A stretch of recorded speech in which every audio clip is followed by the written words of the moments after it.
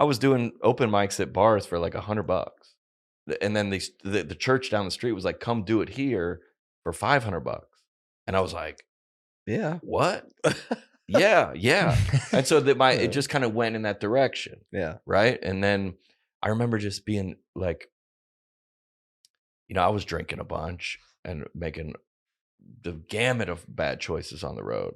And I remember every time I would see a line, there was a line to get in my shows, and everybody's like, dude, John, look at that. That's just sold out. And it would come with, it was so much shame because I thought if all these people knew that I was going to get drunk after this show, they would all hate me. They would all abandon me, and they would all turn their backs on me. And I don't really know where I got that. I did get it from somewhere, the church or growing up or my youth pastor, or my parents, but that seemed like you were lost as well. But you never felt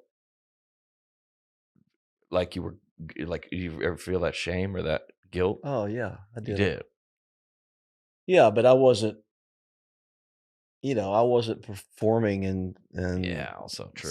Yeah. so, I mean, I was playing an after hours bar and playing in some bands. I played at the Commodore Lounge at the Holiday Inn in Vanderbilt. Wait, that's still there. Still there. You played there? What year? 1978.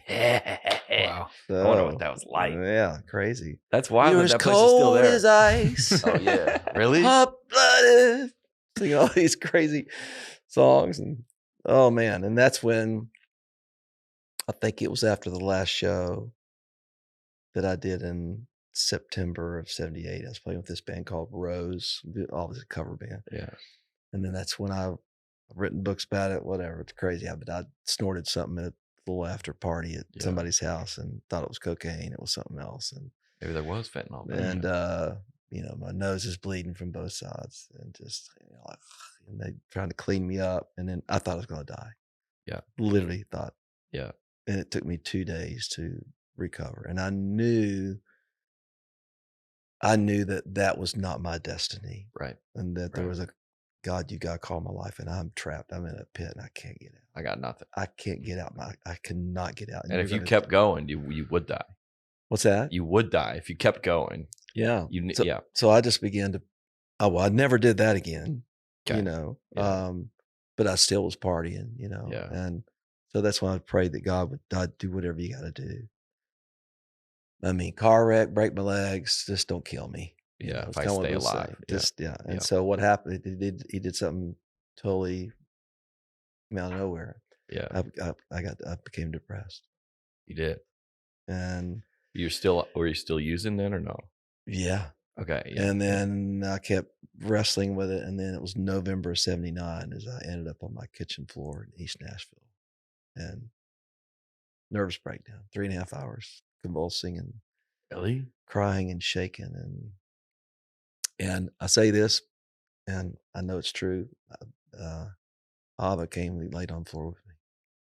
And I have not been the same since that night in 79.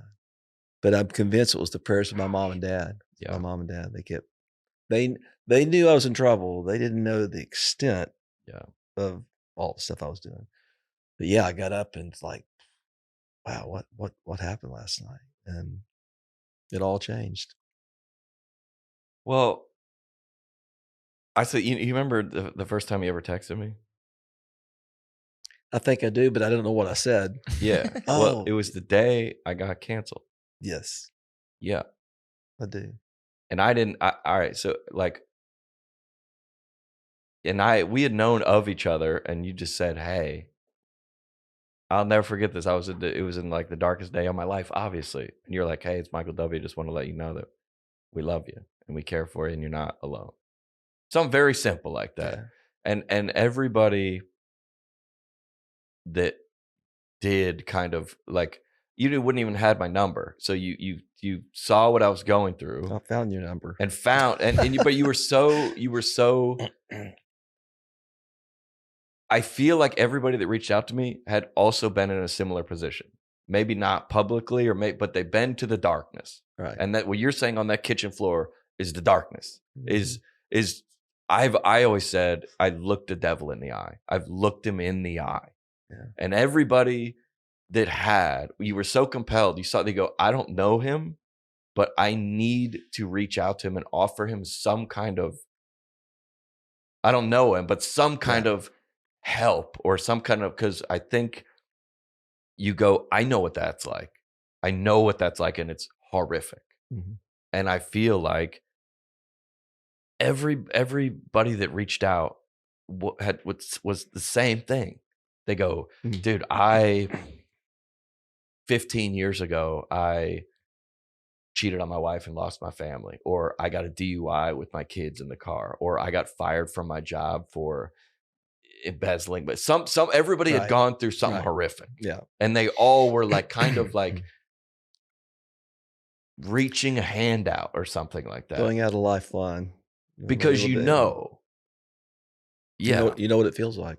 Yeah. Yes. And I feel like now I'm on this other side of that now. Yeah. So I've now gone through it, and we had like, Sam Hunt, who was one of our buddies, that he got a DUI and it was all in the news, or Jimmy Allen, who was all in the news a couple weeks ago. He's gone through a divorce, and I have no idea what but I go, hey, dude, same thing. I go, hey, dude, I just want to let you know that we love you and that you're not alone. And that's not letting anyone off the hook or supporting anyone's behavior. Right. But you're just saying, like, if you were in that kitchen laying on the ground in the middle of whatever mess you'd made of your life, you knew that your parents would come at any time and help you.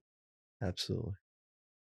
And that's what you're in essence offering people with their relationship with Christ. I mean, yeah, sure, it was a little weird, but on the net, it was a positive. It was a positive. You cannot be serious. On the net, it's a positive.